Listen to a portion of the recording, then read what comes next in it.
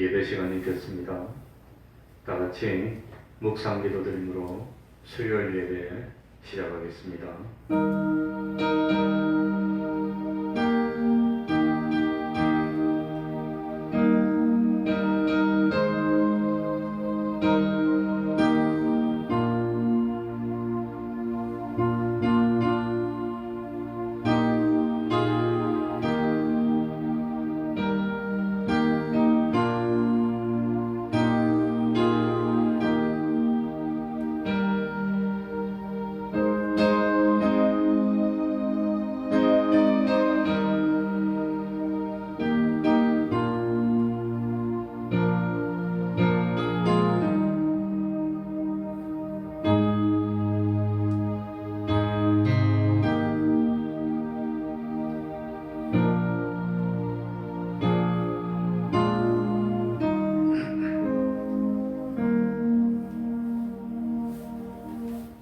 하나님 아버지, 이 시간에도 저희들을 하나님 앞으로 이끌어 주시고 정한 대로 하나님께 예배드릴 수 있는 은혜 베풀어 주시니 참으로 감사드립니다. 주님이 오실 때가 가까워질수록 세상이 약해지고 참 교회와 세상 간의 구별이 점점 없어져서 교회도 세상처럼 되고 만다고 하였는데 실제로 점점 그렇게 되어가고 있는 것 같습니다. 하나님 아버지, 참 믿는 성도들이 귀하고 힘들고 어렵지만 참 말씀대로 하나님을 믿고 섬기는 귀중한 믿음들, 진실로 생명 있는 믿음들을 보기가 힘든 세상이 됐습니다. 하나님 아버지, 참 세상에 잘난 사람도 많고 뛰어난 사람도 많고 참 훌륭한 사람도 많지만 그 많은 사람 가운데 부족한 죄인인 저희들을 구별하여 주님 피 흘려주시고 보배로운 피로 깨끗게 하여 주셔서 하나님의 백성을 삼아주시고 날마다 생명의 양식을 먹여주셔서 하나님의 사람으로 장성하게 자라나게 하여 주셔서 참 소망을 하나님께 두고 영생을 바라보며 살 수 있도록 하여 주셨으니 진실로 감사드립니다. 세상이 어떻게 된다 하더라도 사람들이 어떤 길로 간다 하더라도 변함이 없이 믿음을 지키는 저희들이 되게 하여 주옵소서. 참 어제도 오늘도 내일도 나는 하나님의 말씀대로 생각하고 하나님의 말씀대로 판단하고 하나님의 말씀대로 행동하고 하나님이 말씀으로 가르쳐 주신 그대로 믿어서 변함이 없는 믿음을 가지는 저희들 되게 하여 주시고 그 믿음, 진리와 영감이 나를 주장하여서 참 진리의 사람으로 영감의 사람으로 하나님의 사람으로 점점 장성하여 하나님의 형상을 입어나가는 저희들 되게 하여 주옵소서. 하나님이 도와주시지 않으면 하루도 견디기 힘듭니다. 여러 가지로 어렵습니다. 무엇 하나 내 뜻대로 할 수 있는 것이 없습니다. 하나님 아버지, 진실로 광야 같은 세상입니다. 하나님 붙들어 주시옵소서. 힘을 주시옵소서. 이길 수 있는 능력을 주시고 참 어떤 시련 환난이 온다더라도 믿음을 지켜나가는 저희들이 되게 해주시고 세상 썩어질 그것에 피동되지 않도록 하여 주시고 하늘 아래 창고에 보화를 쌓는 그것으로 기쁨을 삼을 수 있는 저희들이 되게 하여 주옵소서. 세상 사람들 무슨 말을 하더라도 때가 되었을 때, 주님이 오실 때, 우리들이 그리스도의 심판대 앞에 섰을 때, 모든 감춰진 것들이 드러났을 때, 그때에 기뻐할 수 있고 그때에 웃을 수 있는 사람이 진정 승리한 사람일 겁니다. 하나님 아버지, 믿음이 아니면 희망이 없습니다. 참 생명보다 귀한 믿음 허락하여 주옵소서. 이제 2022년 금년 한 주일 남았습니다. 날짜로도 며칠 남지 않았습니다. 하나님 아버지, 흥청망청하고 죄악 가운데 한 해를 보내고 번변 가운데 한 해를 맞이하는 저희들 되지 않도록 하여 주시고 고요히 묵상하며 하나님의 말씀으로 자기를 살펴서 고칠 것을 고치고 버릴 것을 버리고 부족한 것을 채워서 하나님의 형상을 온전히 하며 우리 주님 기쁘시게 하며 한 해를 맞이하고 또 한 해를 새로이 할 수 있는 저희들이 되게 하여 주옵소서. 오는 주일은 금년의 마지막 주일이고 주님의 성탄을 기념하는 날과 겹치게 됐습니다. 모든 행사를 하나님 은총 가운데 잘 진행할 수 있도록 하여 주시고, 우리 태평동 교회가 적지만 참 하나님이 함께 하시는 기적 같은 교회 되게 해주시고, 이 사명 주님 오시는 그날까지 이어질 수 있도록 은혜 베풀어 주옵소서. 주님의 이름으로 모이고 곳마다 하나님의 은총이 함께 하여 주시기를 바라며 예수님 이름으로 기도하옵나이다. 아멘.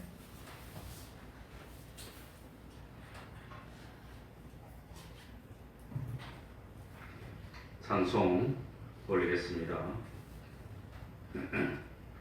찬송가 415장입니다. 415장입니다.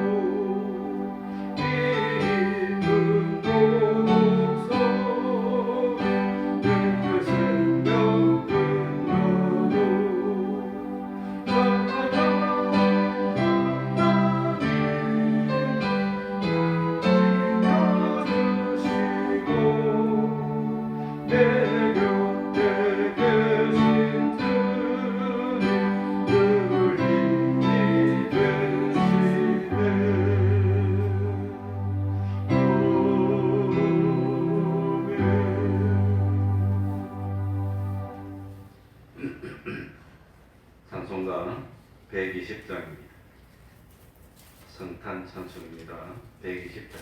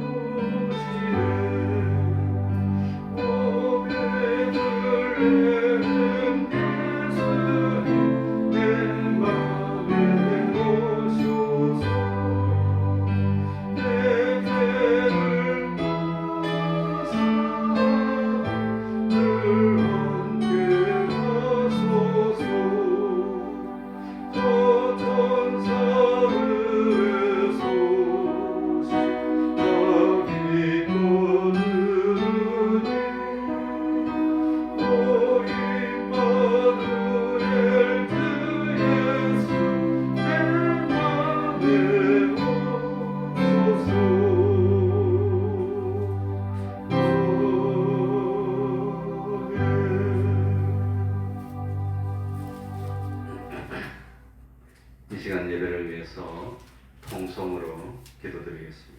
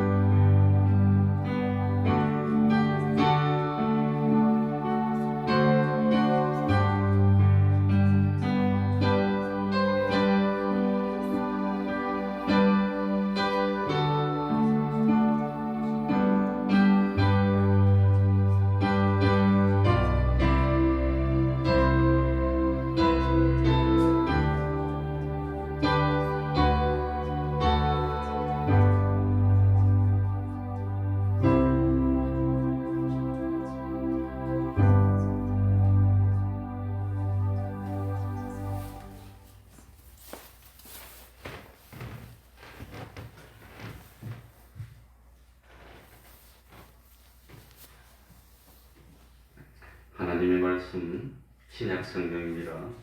베드로전서 1장 21절입니다. 베드로전서 1장 21절입니다.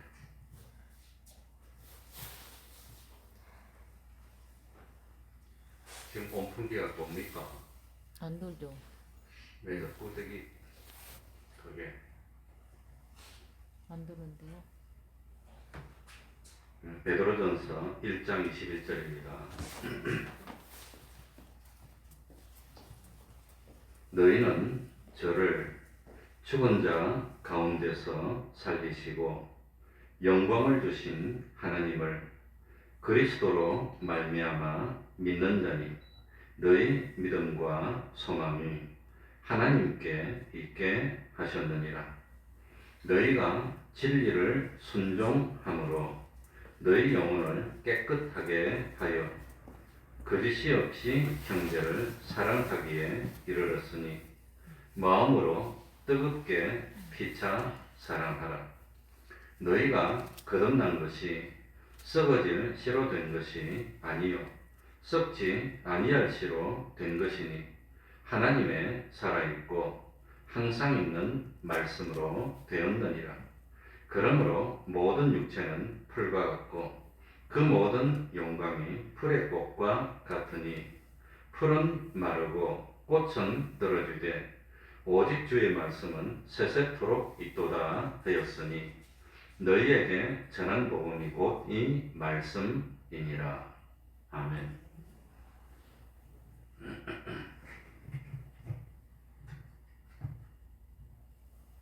우리 이제 내온풍기가 저게 에어컨하고 똑같은 건데 여름에는 찬바람을 안으로 불고 더운 바람을 바깥으로 불고 겨울에는 더운 바람을 안으로 불고 찬바람을 바깥으로 불고 그렇게 되어 있는 겁니다. 그런데 그 가스가 돌면서 이제 온도를 그렇게 식히고 그렇게 하는데 가스가 이제 뜨거운 가스가 하나로 들어오고 차가운 가스가 나가고 이래 도는데 그 차가운 가스가 이 겨울에는 얼어버려요. 여름에는 에어컨 아무리 돌려도 얼릴 이유가 없는데 겨울에는 이 차가운 가스 나가는 관이 옵니다. 그 얼면 그걸 이제 전기로 녹여서 또다시 돌리는데 그 어는 게 그게 제일 큰 약점입니다. 그런데 저게 새 것일 때는 언 것을 녹여서 다시 돌리는데 한 5분이나 3분이나 이렇게 되면 돌았는데 지금은 오래돼서 그런지 10분이 돼도 다시 안 돌아요. 10분. 아무튼 잘못 많이 추우면은 서기를 틀도록 하겠습니다. 예. 지식이 바로 되면 생각이 바로 되고 생각이 바로 되면 평가도 비판도 소원도 욕심도 바로 됩니다.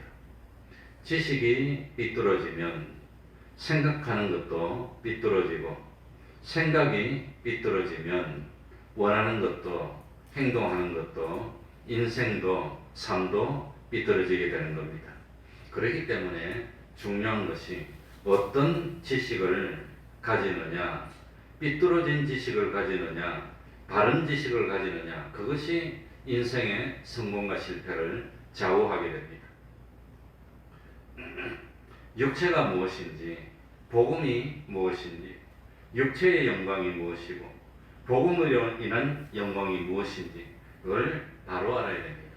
그래서 육체를 보면서 그것이 저건 육체야, 육에 속한 거야, 또 참 육체와 그 육체의 영광은 풀과 같이 마르고 말아, 이 꽃과 같이 금방 시들어버리고 말아, 참 그 사람은, 저 사람은 육체의 소망으로 사는 사람이야, 이걸 깨달아야 됩니다. 그래서 참 육체의 영광은 이건 오래 못 간다는 걸 깨닫게 된다면, 그건 참 육체와 육체의 영광만 가지면 비참하고 가련한 인생이 되고 만다는 것을 아는 사람은 육체로 만족을 못하는 겁니다. 그래서 영이 있는, 진정 믿는 사람은 아무리 물질의 여유가 있어도 만족이 안 돼요. 그거 가지고는 만족이 안 되고 어디가 모자라서 자꾸 갈급함을 느끼고 하나님을 찾고 이렇게 되는 겁니다. 그래서 참 복음으로 영광스러운 행복을 누릴 수 있는 길을 깨달은 사람은, 그전에는 참 낭망이 되던데 이제는 남들이 보고 안 됐다 그러지만 이제는 기쁨이 넘쳐. 남들은 그러고 어떻게 사냐 그러는데 그러고도 너무나 기쁘고 잘 살 수 있어. 이것이 바로 깨달은 사람이고 바른 믿음을 가진 사람이라고 하는 겁니다. 그러니까 참 우리는 바른 지식을 가져야 됩니다. 바른 지식은 하나님이 우리에게 주신 그 지식밖에 없습니다. 다른 지식은 결국은 우리를 망하게 하는 그런 지식일 수밖에 없습니다. 학교에서는 단순한 인간의 지식을 가르쳐 준다면, 교회에서는 진리를 가르쳐서 참 사람을 만들고 하늘나라에 적합한 사람으로 만드는 일을 하는 것이 교회라고 하는 겁니다.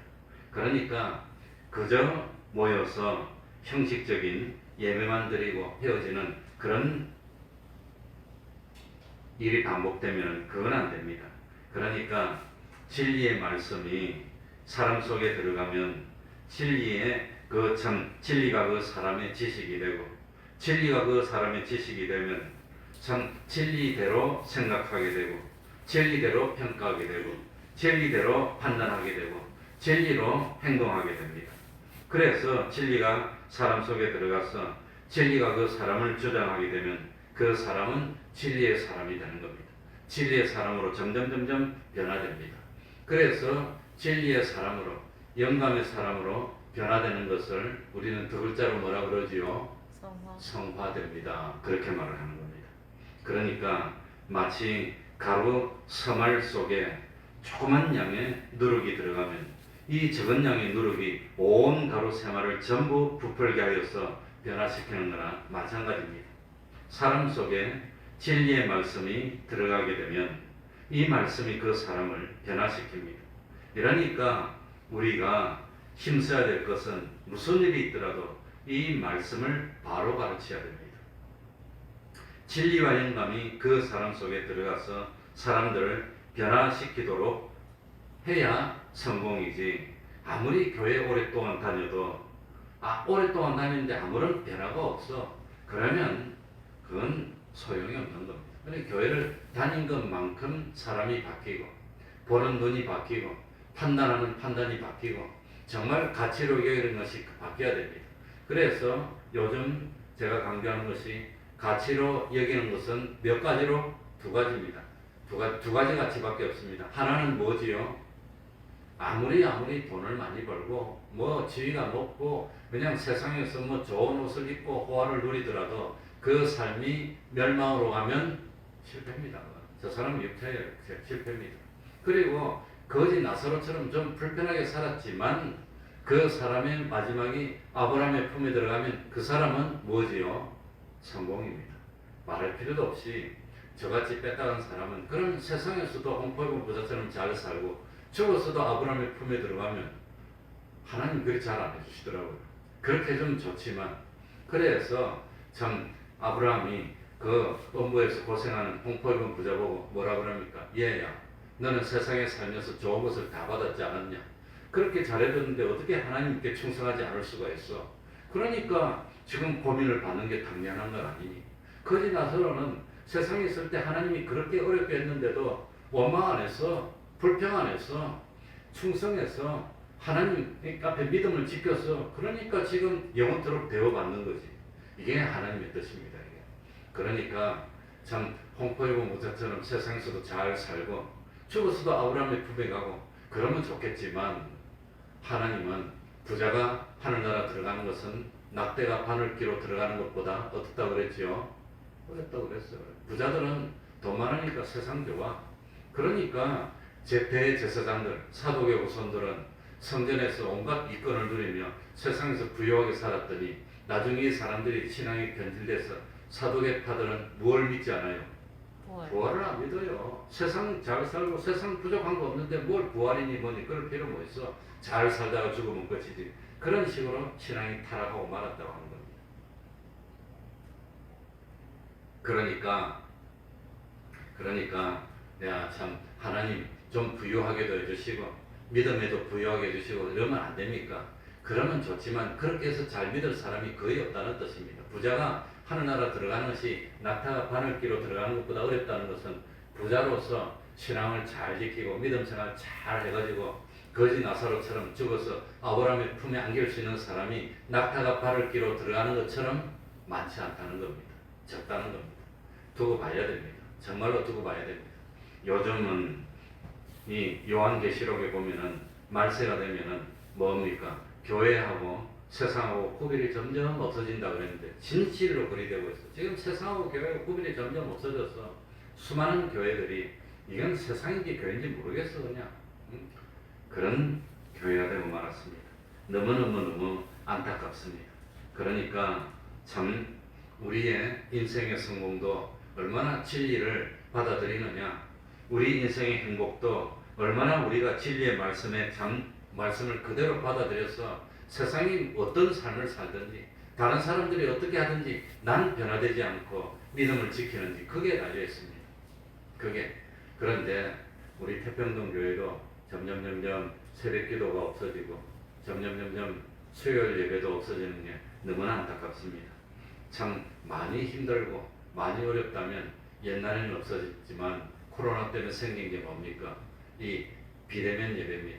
정말로 힘든다면 정말로 어렵다면 몸은 교회 나오지 못하더라도 집에서라도 이거 비대면으로 예배를 드려야 되는데 여기 기록에 보면은 비대면으로 예배 드리는 숫자가 다 나오는데 그게 숫자가 많지를 못해요. 너무 안타깝습니다. 그러니까 몸이 하나님 앞에 나오면 마음도 나오는 거고 몸이 하나님 앞에 못 나오면 마음도 못 나와. 그 있는 사람들 예배도 안 드리고 그리 되는 겁니다. 그러니까 그게 참 마음이 아픕니다. 어쨌든지 우리 믿는 사람들이 하나님 앞에 바로 살면 하나님 앞에 하나님을 기쁘시게 하는 그런 믿음을 가지면 나라가 복을 받습니다. 나라가 강대해집니다. 그러나 이 믿는 사람들이 신앙생활을 바로 하지 않고 자꾸 참 세상을 닮아가면 하나님이 표시를 보냅니다. 무슨 표시를 보냅니까? 우리들이 하나님을 기쁘시게 하면 하나님이 어떻게 복을 줄까? 어떻게 복을 줄까? 어떻게 잘 살게 할까? 막 그렇게 힘을 쓰는데 우리들이 바로 살지 못하면 어떻게 복을 줄까가 아니고 어떻게 하면 우리를 어떻게 할까? 뭘 시킬까? 회개시킬까? 어떻게 해야 저 사람들이 돌이킬까? 어떻게 해야 저 사람들이 그 옛날에 참 처음 사랑을 회복할까? 그러니까 하나님이 우리를 복 주는데 힘쓰는 게 아니라 우리 믿는 사람이 자꾸 참 하나님과 멀어지면 우리를 회개시키려고 노력하다 보니까 복을 주는 게 아니라 뭘 들게 되지요? 회초리를 주는 거예요. 그러니까 나라가 어려워지고 지금 뭐 우리는 잘 모르지만 은행권이나 뭐 이런 데서는 벌써 뭐라 그럽니까? 명예퇴직 같은 걸 해가지고 3천 명이 뭐 직장을 잃었느니 지금 그러고 있고, 대한민국에 있는 건설사 중에서 부도난 것이 지금 뭐 몇십 개고 지금 이러고 있습니다. 그런데 다만 우리 교회에 은행 다니는 사람이나 건설에서 다니는 사람이 많이 없어서 그런지 못 느껴서 그렇지만 지금 경제가 많이 나빠져서 점점 쪼여옵니다. 그게 뭐냐? 믿는 사람이 참 믿는 모습을 잃어버리고 교회가 자꾸 세상 따라가고 세상에서 하는 걸 교회에서 자꾸 따라가고 그러니까 하나님이 신호를 보내는 거 아닌가 그렇게 생각이 됩니다. 그래서 참 뭡니까? 이 이스라엘 백성들이 사사시대에 자꾸 참 하나님 바로 믿는 믿음을 못 가지니까 하나님 힘들게 하고 어렵게 하고 자꾸 이렇게 해서 그렇게 해도 안 돌이키지 않으니까 결국은 마지막에 이방 나라들이 쳐들어오고 그래도 안 되니까 나라가 망해서 북쪽에 이스라엘이 먼저 망했고 남쪽에 유대도 결국은 멸망하고 말았다고 하는 겁니다. 지금은 너무나도 이 교회들이 많이 타락해서 너무나도 세상하고 구별이 되지 않는 세상이 된 것이 아닌가 안타깝습니다. 믿는다는 사람들도 담배를 피우고 술을 먹고 하지 말아야 할 행동들을 많이 하고 있는 그런 일이 얼마나 많은지 모르겠습니다. 그러니까 세상 사람들이 좋다고 하는 그 육체의 영광은 육체는 풀과 같고 육체의 영광은 풀의 무엇과 같단 말입니까? 꽃과 같고. 그래 육체의 영광은 꽃이니까 꽃은 풀보다도 못 가. 풀은 그래도 한 반년이라도 가지만 꽃은 뭐 일주일 갑니까? 뭐 열흘 갑니까? 얼마나 갑니까? 금방 떨어지는 거.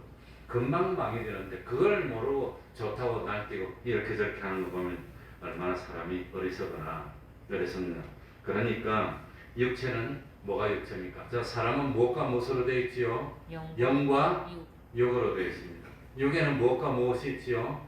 마음과 몸으로 되어 있습니다. 그래서 사람은 영과 마음과 몸으로 되어 있습니다. 이 세 개가 같이 있어야 사람입니다. 그런데 이 세 개 중에서 영이 기능을 못하고 영이 탁 없어지면 뭐만 남습니까? 몸과 마음만 남는데 몸과 마음만 남아있는 걸 육체라 그러는 겁니다. 그러니까 사람이 육체가 된 것은 이 사람만 영이 있는데 영이 없어지면 사람이 누구하고 똑같아집니까? 짐승하고 똑같습니다. 그러니까 사람이 육체가 되면 짐승이 하는 행동을 똑같이 하는 겁니다. 부끄러운 것도 모르고 짐승처럼 사는 겁니다. 그게 육체라고 하는 겁니다. 그러니까 영과 마음과 몸으로 되어 있는데 그런데 이 참 우리 중생된 영과 몸과 마음이 하나가 되어 있을 때를 참 사람이라고 합니다. 그게 진짜 그래서 중생된 영과 몸과 마음이 하나가 되어 있을 때 참 사람. 그 다음에 참 영과 육이 하나로 되어 있을 때는 사람. 이 참 영과 육 중에서 영이 기능을 못하고 영을 배제해버리면 그건 육이 되고 그건 육체라고 하는 겁니다. 그러니까 내 중생된 영과 내 마음이 하나가 되고 중생된 영은 성령님과 하나가 되고 성령님과 내 중생된 영과 마음이 하나가 되었을 때는 참 마음입니다. 참 마음. 그게 진짜 마음이라고. 그게 진짜 내 마음입니다.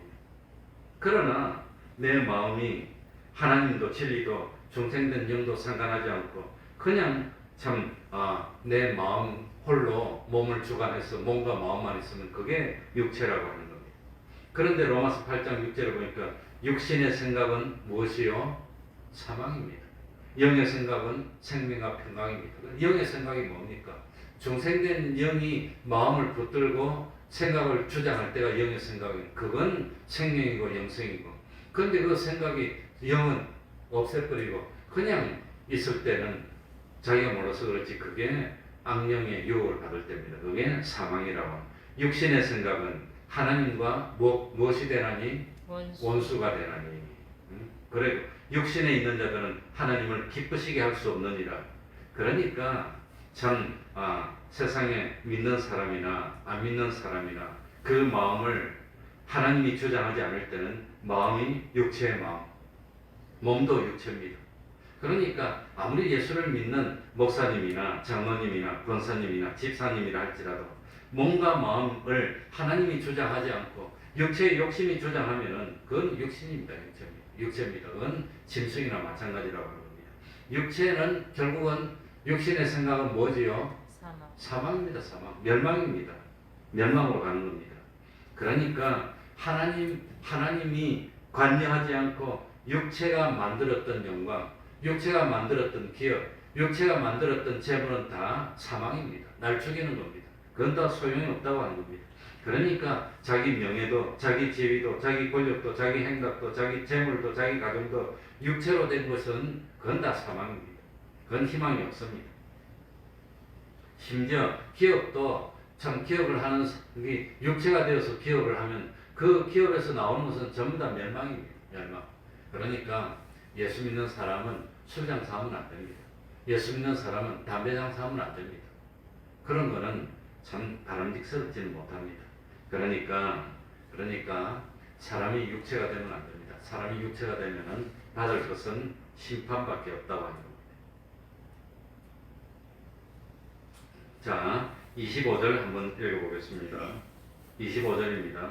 오직 주의 무엇은 세세토록 있도다. 말씀은 세세토록 있도다 했으니 너희에게 전한 복음이 곧 이 무엇이니라. 말씀이니라. 복음이 뭔가? 말씀이라고 그랬는데 오늘은 복음이 뭔가? 하나님이 우리에게 세 가지를 해주고 그리고 하나님이 세 가지를 해준 것을 바탕으로 해서 우리들이 두 가지 힘쓰는 거 이게 복음이라고 하는 겁니다. 그래서 복음이 뭐냐? 5가지입니다. 5가지인데 3가지는 하나님이 해주시고 2가지는 하나님이 해주시는 은혜를 받아서 우리들이 힘을 써야 되는 겁니다. 이 복음입니다. 그래서 이 복음은 뭔가? 하나님이 주신 것 3가지. 하나님이 주신 것 몇 가지지요? 3가지입니다. 그 3가지를 받아서 우리들이 힘써야 되는 건 몇 가지지요? 2가지입니다. 오늘은 이것만 말씀드리고 어쨌든 마치겠습니다. 그래서 복음에는 기초가 3가지고 힘써야 될 것이 2가지인데 첫 번째 기초가 뭐냐? 주님의 사활 대속의 은혜가 복음입니다. 뭐가 복음이지요? 우리 예수님의 사활 대속의 은혜. 그러니까 18절 19절에 보면은 너희가 알거니와 너희 조상의 유전한 망령된 행실에서 구속된 것은 구원받은 것은 은이나 금같이 없어질 것으로 한 것이 아니요 오직 흠없고 전없는 어린 양 같은 그리스도의 보배로운 무엇으로 한 것이니라. 보배로운 무엇으로? 피로. 주님이 피 흘려서. 그러니까 사활 대속이 뭡니까? 주님이 피 흘려서 죽으시고 그리고 3일 만에 육신을 입고 부활하신 거의 팔입니다. 그 주님이 죽으시고 부활하심으로 우리에게 주신 은혜, 그것이 복음의 기초의 첫 번째입니다. 첫 번째. 그래서 주님이 우리 대신 죄를 지시고 죽으심으로 사죄의 은혜를 주시고 칭의의 은혜를 주시고 화친의 은혜를 주시고 그리고 부활하심으로 이 받은 대속의 은혜를 살면서 누리도록 새 생명을 주신 이것이 복음의 첫 번째입니다. 복음의 첫 번째는 예수님의 사활 대속의 은혜. 사활 대속의 은혜. 그리고 복음의 기초 2번째가 뭐냐? 하나님의 살아계시고 항상 있는 말씀으로 우리를 중생시켜 준 것. 우리가 중생된 것은 내가 내 힘으로 중생된 겁니까? 하나님이 살려주신 겁니까? 하나님이 살려주신. 죽은 사람이 어떻게 스스로 살아납니까? 죽어서 끝났는데. 죽은 사람이 아이고 잘 잤다 그러고 일어납니까? 그거 아닙니다. 그러니까 중생은 다시 살려주셨다고 하는 겁니다. 우리 죽었던 영이 다시 살려줬는데 죽은 영이 어떻게 스스로 살아납니까? 그러니까 우리가 중생된 것은 누구의 은혜입니까? 하나님의 은혜라고 하는 겁니다. 하나님의 은혜. 그래서 이 복음의 기초 첫 번째는 주님의 사활 대속의 은혜. 2번째는 우리들이 중생한 것이 은혜입니다. 중생한 것. 중생하지 않은 사람은 예수를 믿을 수가 없습니다. 죽었는데 못 믿겠습니까? 그러니까 하나님이 우리를 중생시켜 주시는데 무엇으로 중생시켜 주셨습니까? 항상 있고 영원히 있는 하나님의 살아있는 무엇으로? 말씀으로. 말씀과 함께 역사하는 무엇으로? 성령으로. 그리고 그 근거가 되는 게 주님의 피로. 그래서 피와 성령과 진리로 중생했다고 하는 겁니다. 주님의 대속의 은혜가 오니까 우리가 살아나는 겁니다. 대속의 은혜가 와서 죄를 없애주시고 의롭다 해주시고 하나님의 화친된 자로 만들어주시고 그리고 진리와 영감으로 성령으로 중생시켜서 우리가 중생되고 거듭난 것이 2번째 기초입니다. 2번째. 첫 번째는 뭐였더라? 사활 대속의 은혜. 2번째는 중생된 것. 중생입니다. 그리고 세 번째는 뭐냐 하면은 세 번째는 21절에 나오는 겁니다. 21절에 너희는 저를 죽은 자 가운데서 살리시고 영광을 주신 하나님을 무엇으로 말미암아 그리스도로 말미암아 믿는 자니 너희 믿음과 소망이 누구에게 있게 하셨느니라. 그래서 세 번째는 뭐냐? 참 예수 그리스도로 말미암아 우리 믿음과 소망을 하나님께 두게 해서 그 믿음 소망을 완성시켜 주는 거. 이게 세 번째 기초라고 하는 겁니다. 그러니까 예수 그리스도로 말미암아 우리 믿음과 소망이 하나님께 있게 하는 게 이게 세 번째입니다. 우리는 누구를 소망하지요? 하나님을 소망하는 겁니다. 사람 믿을 사람 없습니다. 뭐 참 잘 될 때는 서로 형제니 뭐니 했었다가 나중에 그냥 못 되니까 서로 원수되는 거 보잖아요. 요새 우리가 너 때문에 그러고 서로 모른다 그러고 뭐 이러고 있습니다. 그러니까 사람은 변질됩니다. 사람은 그 사람이 나빠서 그런 게 아니라 근본적으로 그렇습니다. 그러니까 사람은 믿음의 대상이 아니고 누구만 믿음의 대상이지요? 하나님만. 달리 말하면 예수 그리스도만 믿음의 대상입니다. 그런데 바로 이 예수 그리스도로 말미암아 우리 믿음과 소망을 하나님께 해서 우리가 소망하는 영원한 삶, 영원한 행복, 영원한 기쁨을 완성하도록 만들어 주신 것. 그게 이 복음의 세 번째 기초입니다. 그래서 복음의 기초 세 가지는 첫 번째는 뭐? 예수 그리스도의 사활대속이에요. 두 번째는 뭐지요? 항상 있는 말씀으로 우리가 중생된 것, 거듭난 것. 세 번째는 뭐지요? 예수 그리스도로 말미암아 우리의 믿음과 소망이 누구에게 있는 것? 하나님께 있어서 소망만 있고 이루어지지 않으면 뭔 소용이 있습니까? 소망이 이루어져야지. 그래서 그 소망을 완성하도록 만들어 주시는 것. 이게 복음의 세 가지 기초라고 하는 겁니다. 복음의 세 가지 기초. 그래서 그리스도는 하나님의 이름인데 세 가지 직책으로 우리를 구원으로 이끄는 것이 그리스도입니다. 그래서 하나는 제사장이고 하나는 선지자고 하나는 왕입니다. 그러니까 거짓된 인간을 하나님의 제사장으로 만드시는 일을 하려고 하나님이신 그리스도가 오신 겁니다.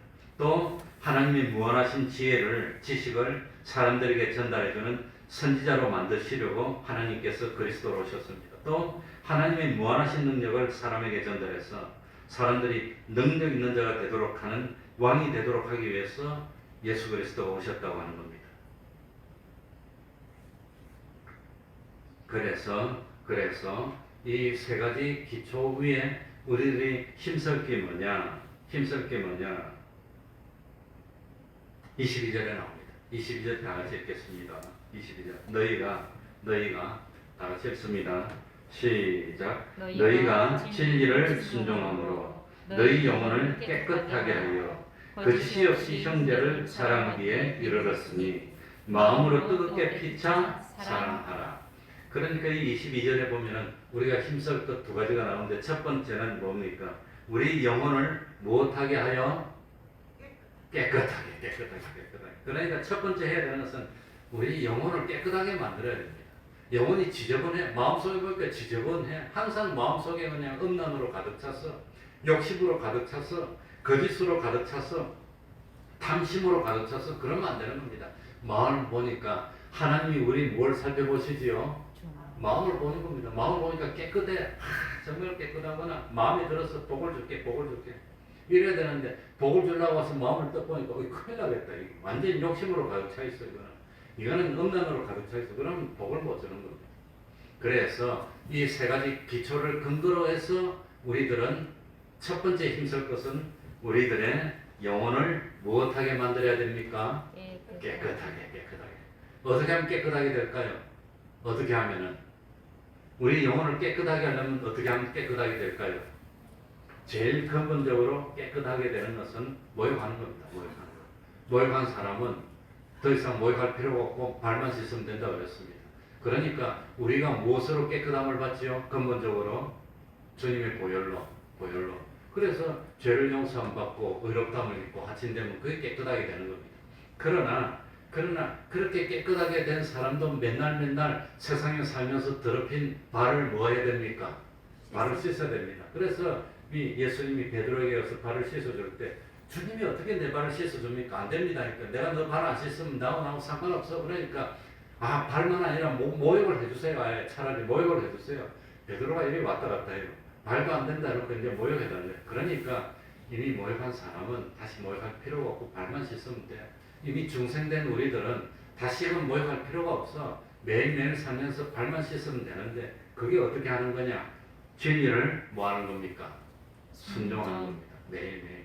매일매일 진리의 말씀에 순종하려고 노력하고 진리의 말씀에 순종하려고 노력하면은 처음에는 이렇게 어기고 저렇게 어기고 맨날 어기다가 노력하다 보니까 점점 하나님 말씀대로 살려고 노력하다 보니까 점점 어떻게 되지요? 더러워집니까? 깨끗해집니까?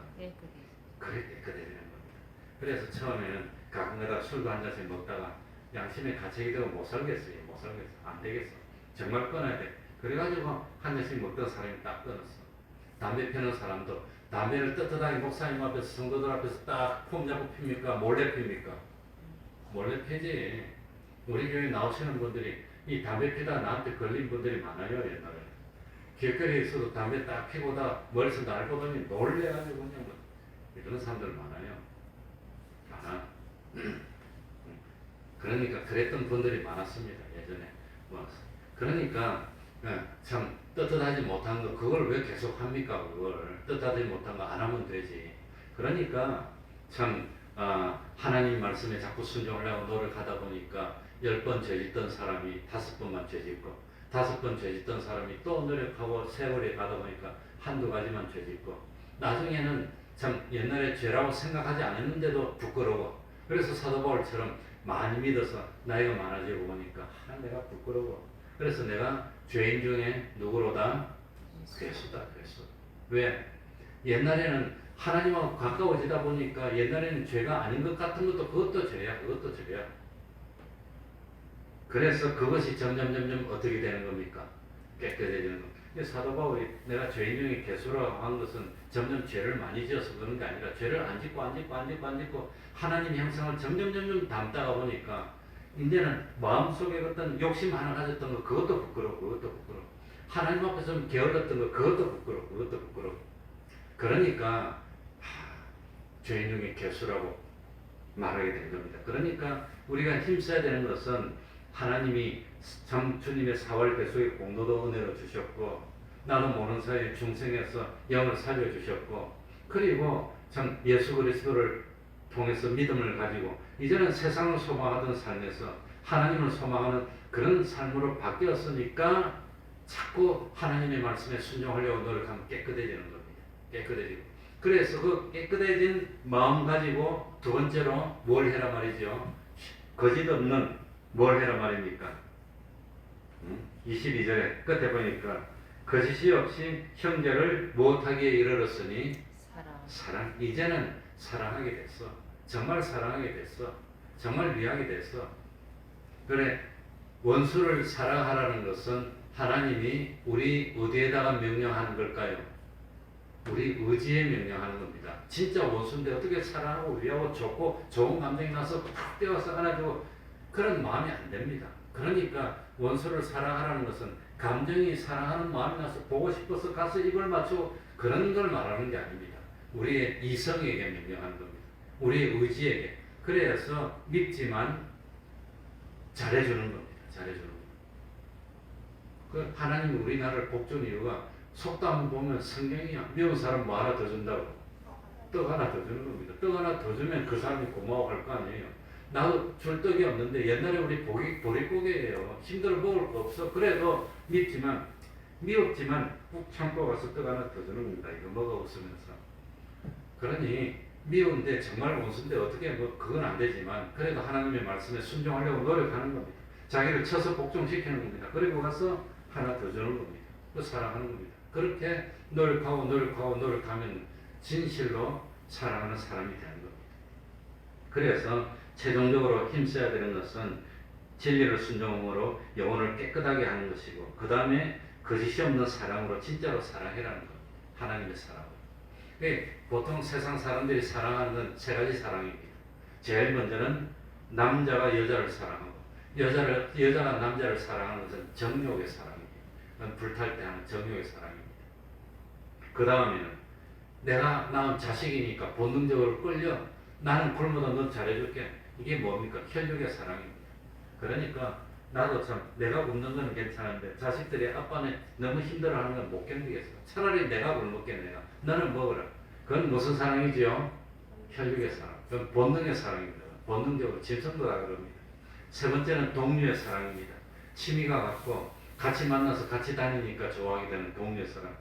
하나님이 사랑하라는 것은 정욕의 사랑하라는 거 아닙니다. 혈육의 사랑하라는 거 아닙니다.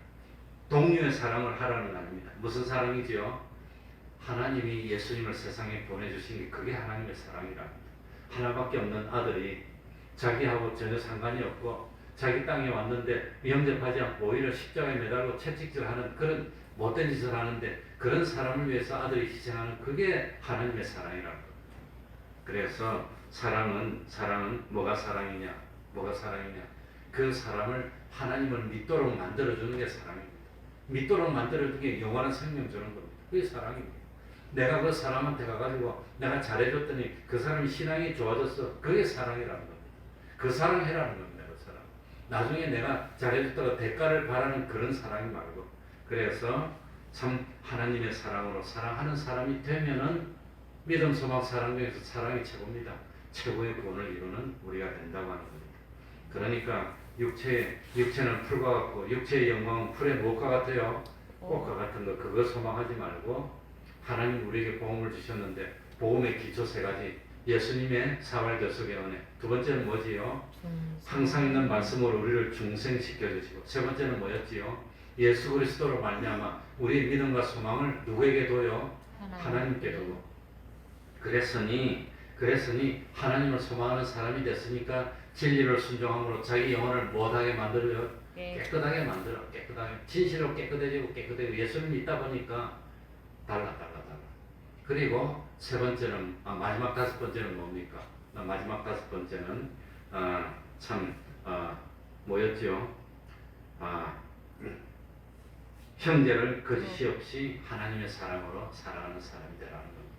그래 우리 교단에 나이가 많고 늙어서 90이 되신 목사님이 계셨는데 젊을 때는 욕심이 많아서 젊은 교육자들한테 욕도 많이 먹었어요.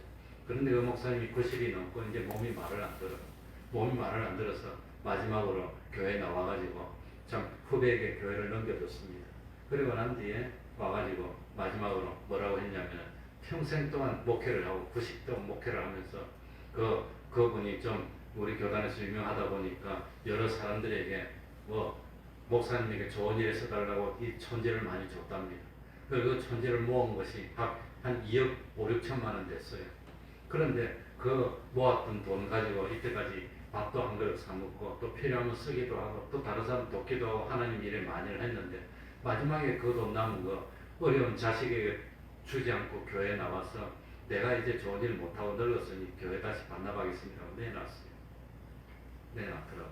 그래서 내가 그 목사님은 그때 마음속으로 좀 싫어하는 게 있었는데 역시 다르구나. 나 같으면 그 아들 주고 가겠는데 그 아들 안 주고 교회 내놓고 가시더라고.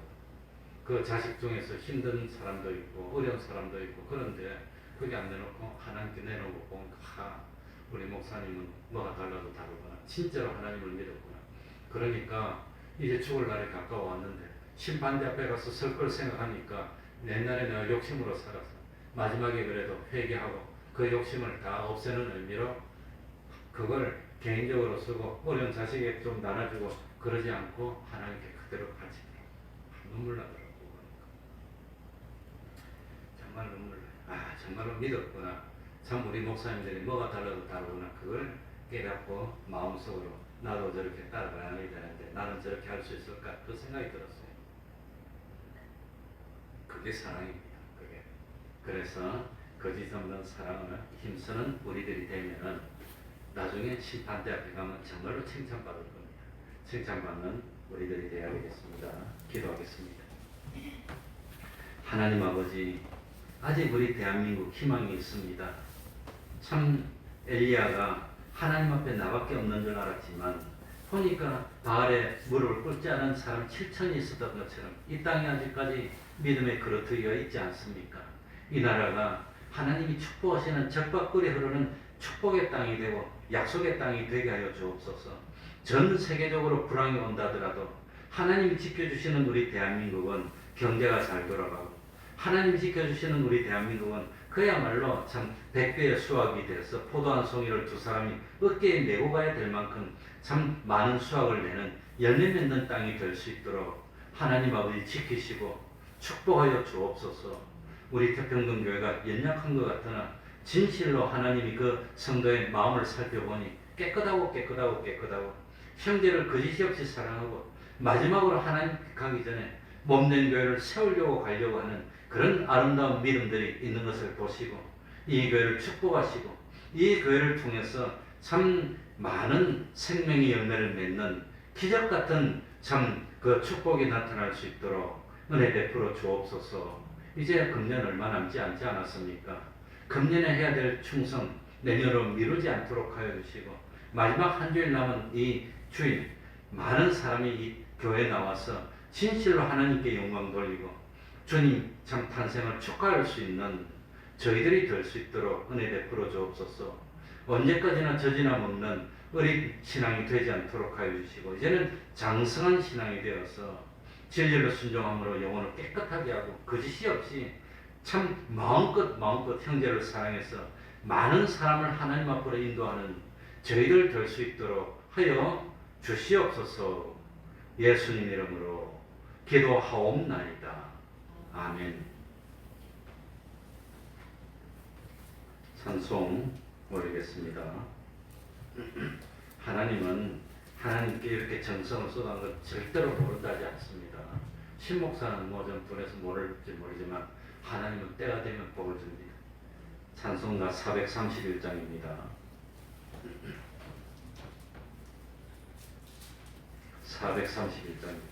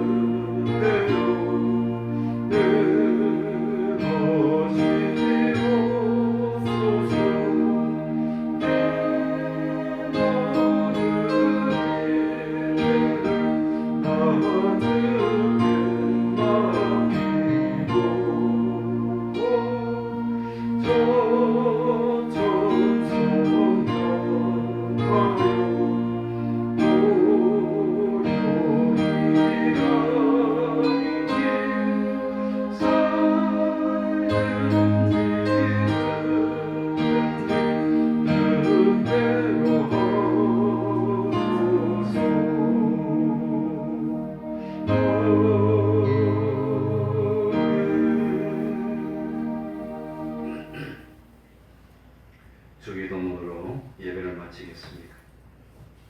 하늘에 계신 우리 아버지여, 이름이 거룩히 여김을 받으시오며 나라리 임하옵시며 뜻이 하늘에서 이룬 것 같이 땅에서도 이루어지이다. 오늘날 우리에게 일용할 양식을 주옵시고 우리가 우리에게 죄 지은 자를 사하여 준 것 같이 우리 죄를 사하여 주옵시고 우리를 시험에 들게 하지 마옵시고 다만 악에서 구하옵소서.